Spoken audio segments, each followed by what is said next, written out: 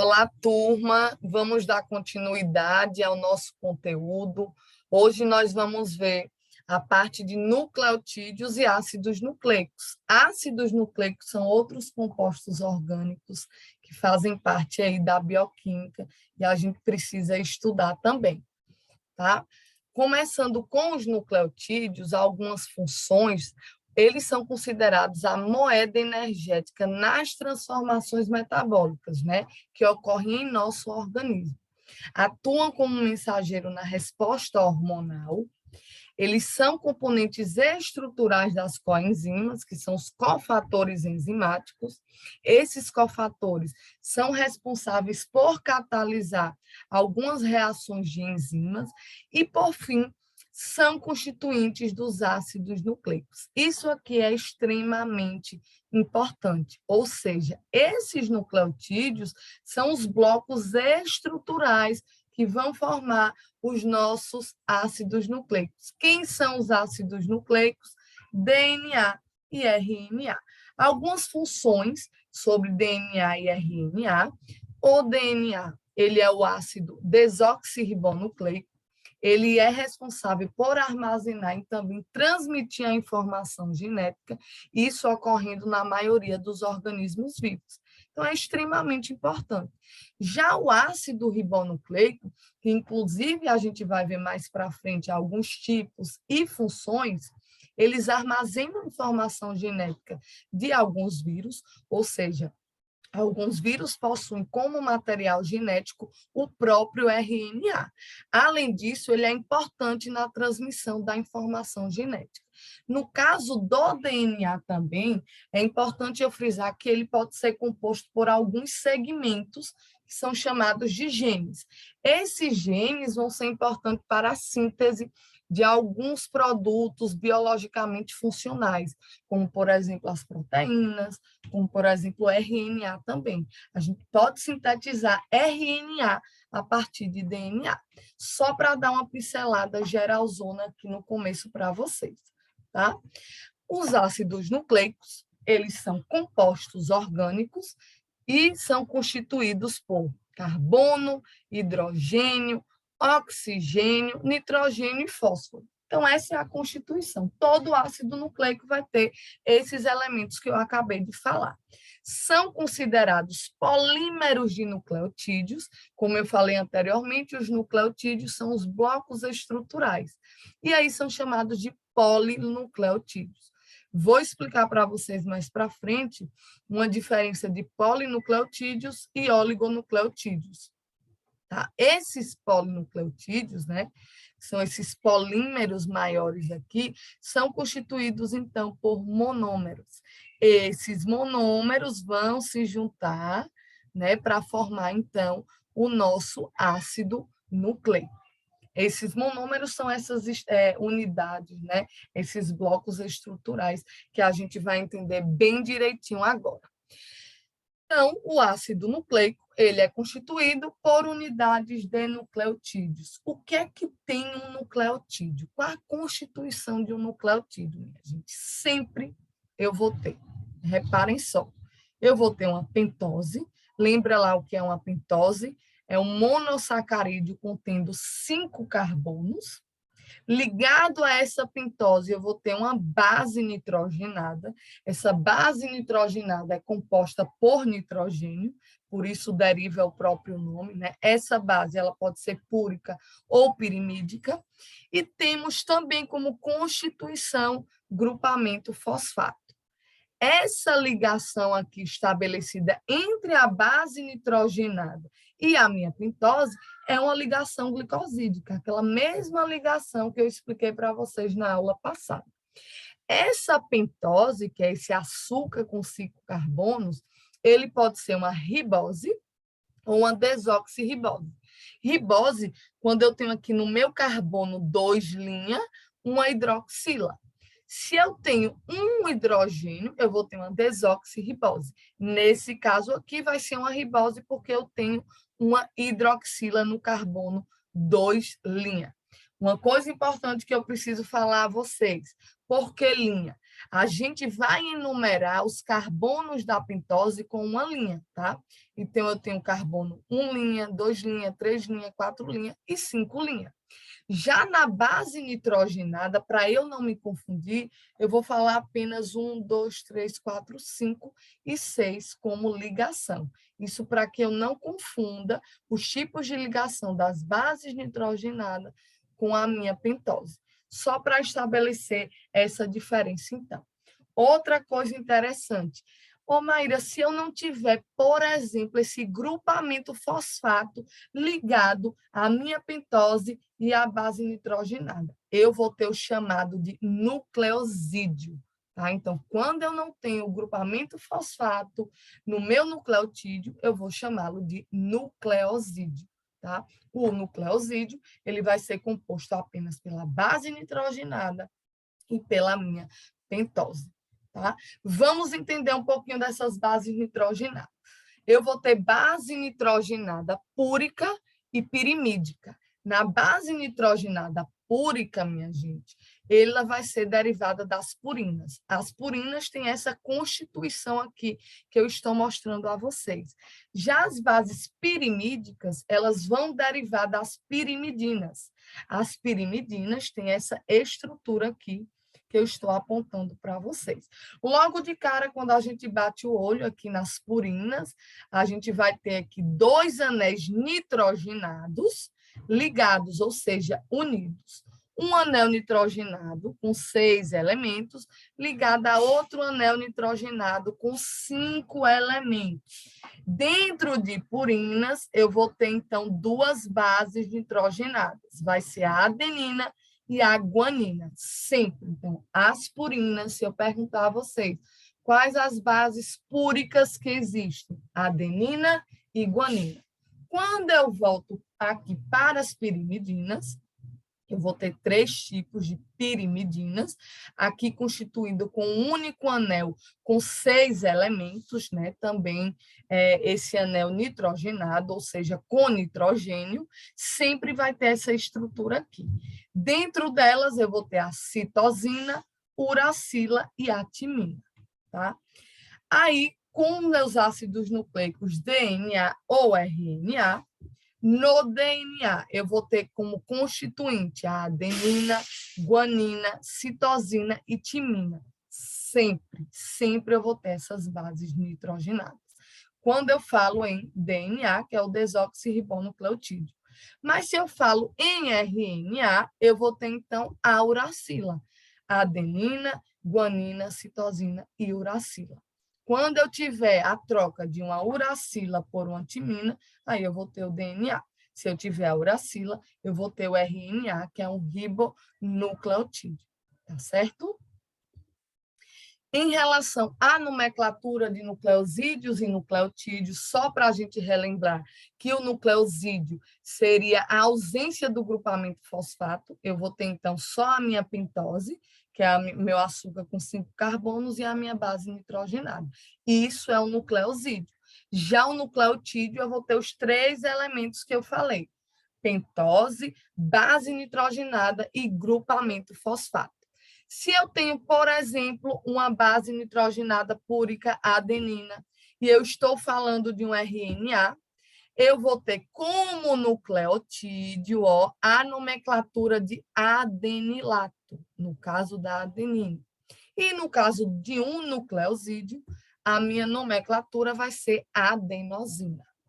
Se eu tenho, por exemplo, agora um ácido nucleico do tipo DNA, continuando aqui na adenina, eu vou ter como nucleotídeo a nomenclatura desoxiadenilato. Então, é só colocar o desoxi aqui na frente, e aí eu vou estar me referindo ao DNA. E quando eu tenho um nucleosídeo, eu vou estar mencionando a nomenclatura como desoxiadenosina, tá? E aí as demais seguem esse mesmo padrão. Deixa eu mostrar para vocês alguns desoxirribonucleotídeos e ribonucleotídeos dos ácidos nucleicos. Aqui eu tenho do DNA e aqui eu tenho do meu RNA, tá certo? Os desoxirribonucleotídeos, vamos pegar, por exemplo, aqui esse primeiro, onde eu tenho como base nitrogenada a adenina. Então, eu tenho ela aqui, tenho a minha pentose, né? E temos o grupo fosfato aqui ligado ao carbono 5, linha da minha pentose. Quando eu falo em nucleotídeo, o nome vai ser desoxiadenilato ou desoxiadenosina 5-monofosfato. Por que monofosfato? Porque ligado à minha pentose, eu tenho apenas um grupamento fosfato. Tá? Eu retiro, então, aqui o meu grupamento fosfato e tenho destacado aqui em rosa o meu nucleosídeo. Quando eu tenho nucleosídeo, eu vou chamar de desoxiadenosina, como eu acabei de mostrar a vocês. Tá? Símbolos utilizados, o Azinho, para mostrar que a base nitrogenada é a adenina, o DA mostrando que é um desoxiadenilato, e o DAMP mostrando desoxiadenosina 5-monofosfato. Vamos agora para os ribonucleotídeos. Deixa eu mostrar aqui para vocês, no caso de uma base nitrogenada guanina. Então, aqui está a guanina, aqui eu tenho meu grupamento, minha pentose, né? Meu açúcar com 5 carbonos, e aqui eu tenho meu grupamento fosfato. Quando eu tenho a guanina, eu vou chamar de guanilato ou guanosina 5-monofosfato.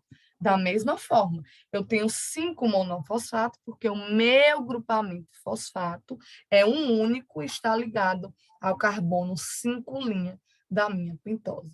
Retirei o grupo fosfato, eu vou ter o chamado de nucleosídeo, que está marcado aqui em rosa, e eu vou chamar de guanosina. Então, esse mesmo padrãozinho de nomenclatura eu vou levar para as demais bases nitrogenadas. Aqui eu só citei alguns exemplos para vocês. Entendido? O grupamento fosfato, que eu tanto falei, é simplesmente um átomo de fósforo, como a gente vê aqui, ligado a 4 átomos de oxigênio. Então, se eu tenho essa estrutura que eu estou mostrando a vocês, eu vou ter um grupo fosfato. Esse grupamento fosfato vai me dizer algum tipo de estrutura aqui no meu nucleotídeo. Eu tenho uma base nitrogenada, eu tenho a minha pentose com linha, 2 linhas, 3 linhas, 4 linhas, 5 linhas, né? No caso dos carbonos. Aqui eu estou tratando de uma ribose, por quê? Porque no meu carbono 2 linhas eu tenho ligado, então, uma hidroxila. Se eu tivesse, por exemplo, hidrogênio, eu ia está tratando de uma desoxirribose. Só que aqui, se a gente observar, eu tenho um grupo fosfato ligado ao carbono 5' da minha pentose. Aí eu vou chamar ele de nucleotídeo monofosfato, porque eu tenho um grupamento fosfato. Se eu tenho 2 grupamentos de fosfatos aqui, eu vou chamar, então, de nucleotídeo difosfato, porque eu tenho 2 grupamentos fosfatos. E se eu tenho 3, Maíra, como é que eu vou chamar? Ligada aqui a minha pentose. Eu vou ter, então, chamado de nucleotídeo trifosfato, porque eu tenho 3 grupamentos fosfatos. É muito comum que a gente encontre que esse grupamento fosfato, que pode ser um ou mais, né, grupamentos, ele vai sempre estar ligado ao carbono 5'. Mas eu posso observar também que esses grupamentos fosfatos, eles podem se ligar a outros carbonos da cadeia da minha pentose, por exemplo. Aqui é o comum que a gente sempre vê, né, o grupamento fosfato ligado ao carbono 5' da minha pentose. Então, eu vou chamar de adenosina 5-monofosfato, porque aqui eu tenho uma ribose, né, com uma hidroxila no carbono 2', e a minha base nitrogenada é uma adenina. Quando esse grupamento fosfato está ligado ao carbono 2' aqui, eu vou chamar de adenosina 2-monofosfato, da mesma forma, porque eu tenho um único grupamento fosfato. Se eu tenho, então, esse grupamento ligado ao carbono 3 da minha pentose, eu vou chamar de adenosina 3-monofosfato.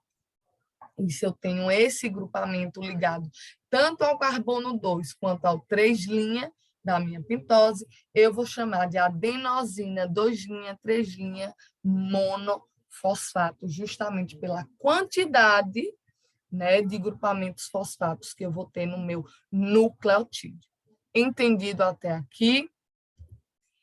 Como eu tenho os nucleotídeos, que são esses blocos que constituem os meus ácidos nucleicos, quem lembra lá, meus ácidos nucleicos, DNA e RNA, como é que eu vou ligar esses blocos estruturais que são chamados de nucleotídeos?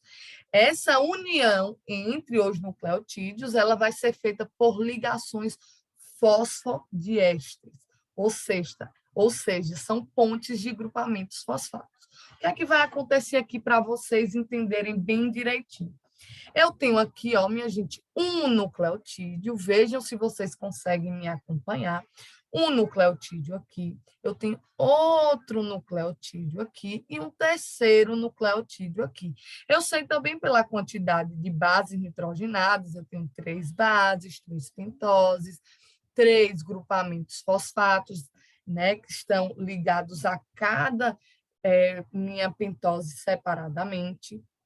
E aí, essa ligação fosfodiéster, ela vai ser estabelecida entre, ó, a hidroxila, acompanhem bem, a hidroxila do carbono 3' da minha pentose, ó, ligado, então, ao elemento do carbono 5' da minha pentose seguinte. Então, essa ligação sempre vai ser feita entre a hidroxila, ligada ao carbono 3' dessa pentose anterior, e na outra extremidade, ó, ao carbono 5' da pentose seguinte. Então, sempre eu vou ter esse tipo de ligação. Essa é uma ligação fosfodiéster.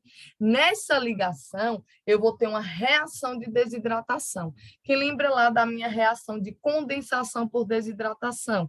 Vai haver o que? A perda do elemento água. Tá? E se eu realizar a hidrólise, ou seja, a quebra dessa ligação fosfodiéster, o que é que vai estar acontecendo? Se eu tenho uma hidrólise que vai quebrar essa ligação fosfodiéster, eu vou, então, voltar com o meu elemento d'água, tá certo?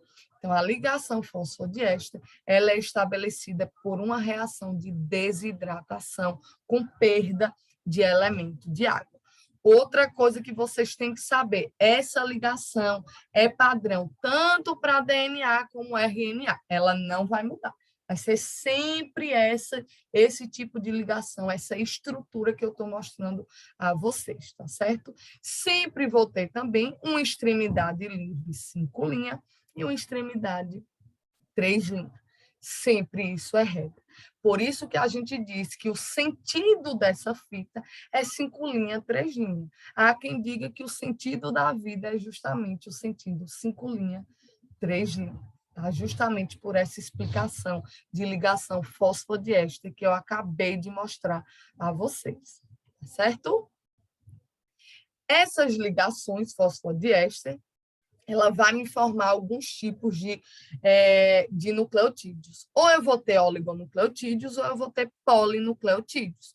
Oligonucleotídeos, que vão ser alguns polímeros contendo 50 ou menos resíduos de nucleotídeos, ou seja, até 50 nucleotídeos, eu posso chamá-lo de oligonucleotídeos. Mas se eu tenho mais de 50 resíduos de nucleotídeos, eu vou ter o chamado de polinucleotídeos.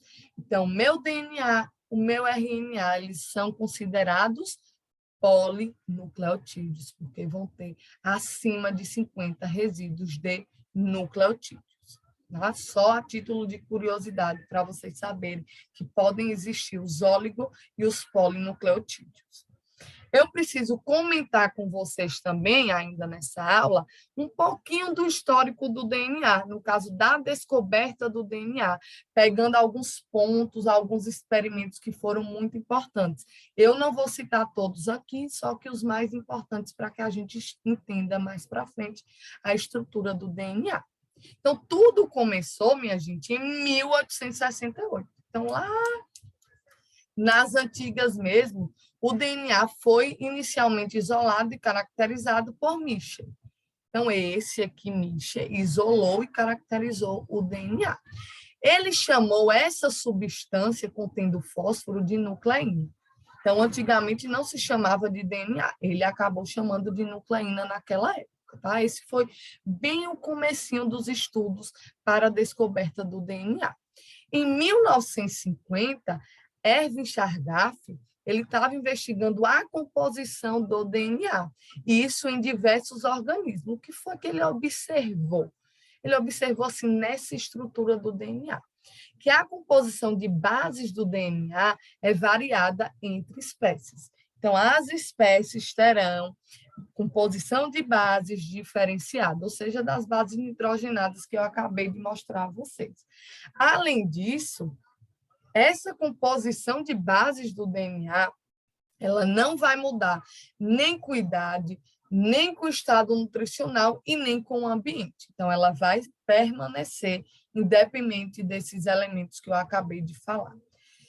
Importantíssimo que eu quero que vocês saibam é que Chargaff observou que a quantidade de adenosina era igual a de timina e que a quantidade de guanosina era igual a de citosina.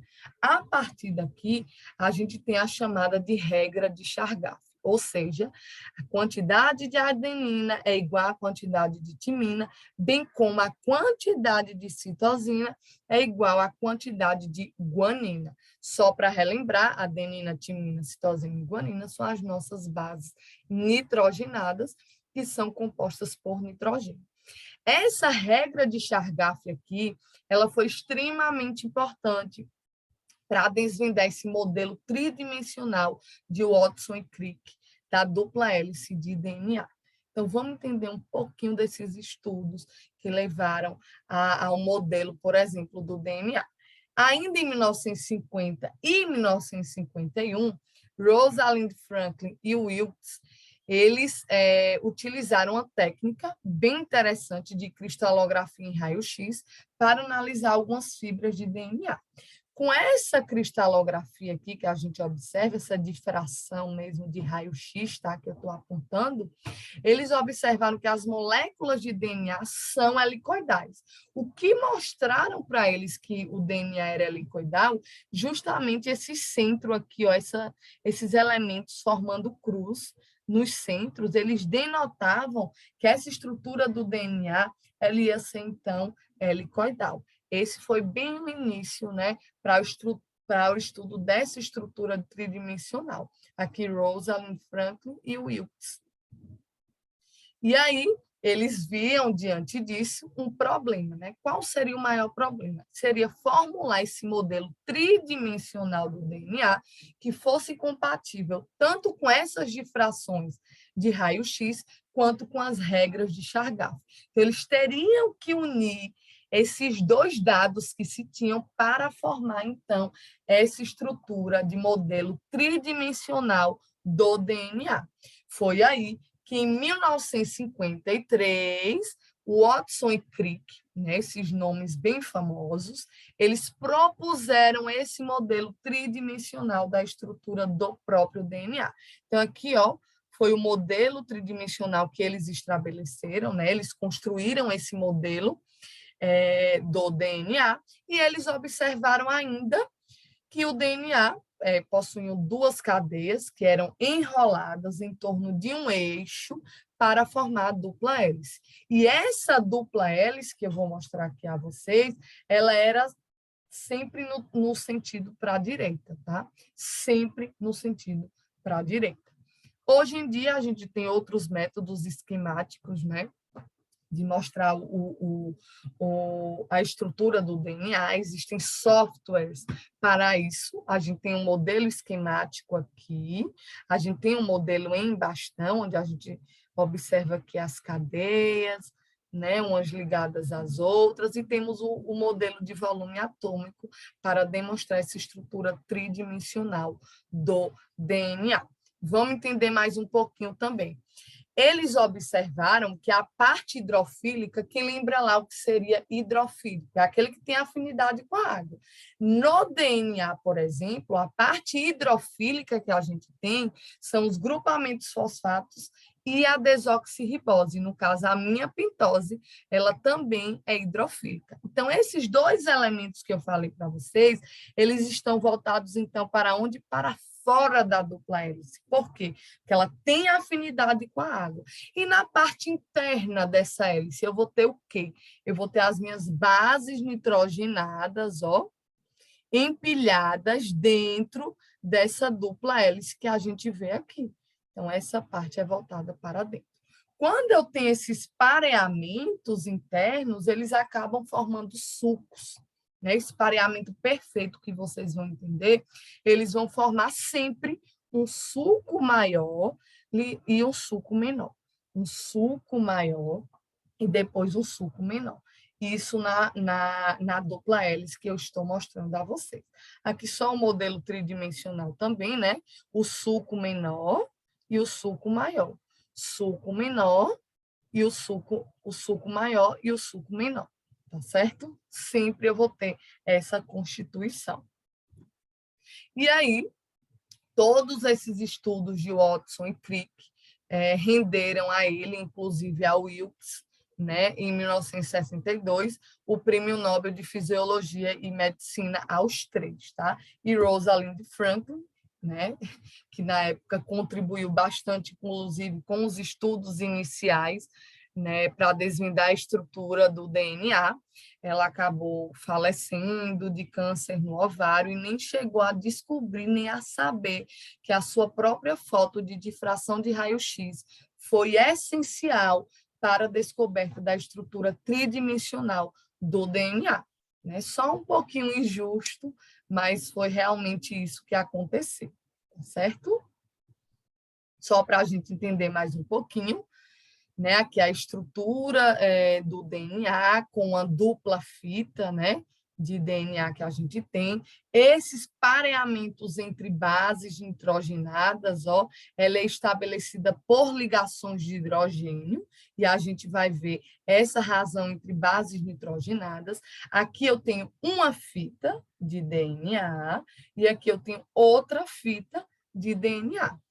Essa primeira fita, minha gente, entre os meus nucleotídeos, eu vou ter a chamada de ligação fosfodiéster. Isso vai ser essencial para eu estabelecer uma fita de DNA. Mas a partir do momento em que ocorre o pareamento entre duas fitas de DNA para formar a minha hélice, eu vou ter a chamada de ligações de hidrogênio, certo? Então, entre elementos de uma mesma fita, ligações fosfodiéster.